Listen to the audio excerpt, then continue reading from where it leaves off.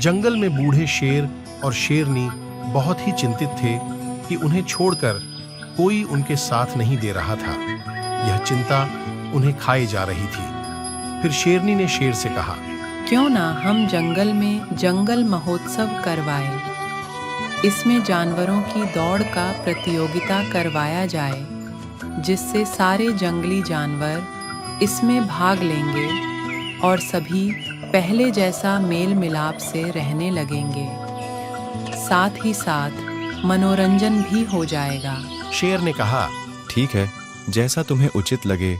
यह खबर पूरे जंगल में आग की तरह फैल गई। यह सुनकर शेर के दोनों बच्चे भी वहां पर आए प्रतियोगिता देखने के लिए। शेर ने कहा, आप सभी जंगल के मेहमानों का जंगल महोत्सव में दिल से स्वागत है।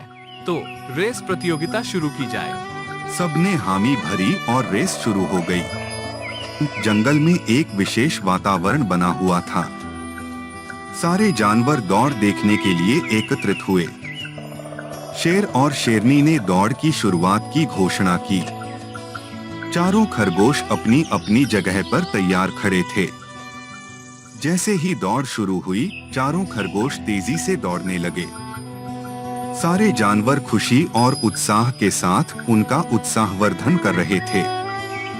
दौड़ के दौरान एक खरगोश का पैर अचानक एक पत्थर से टकरा गया और वह गिर पड़ा। बाकी 3 खरगोशों ने देखा और तुरंत रुके। वे तीनों मिलकर उस गिरे हुए खरगोश की मदद करने लगे।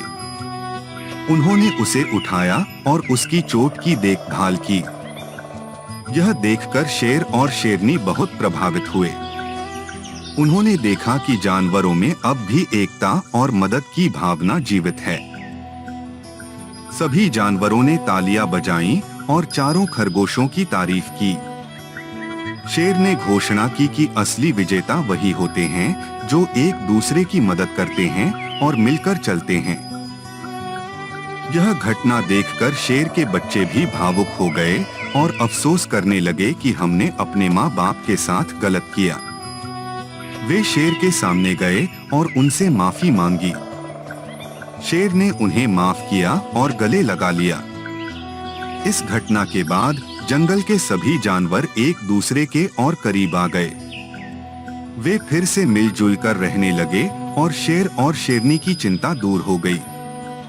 उन्होंने महसूस किया कि एकता और सहयोग ही असली ताकत है।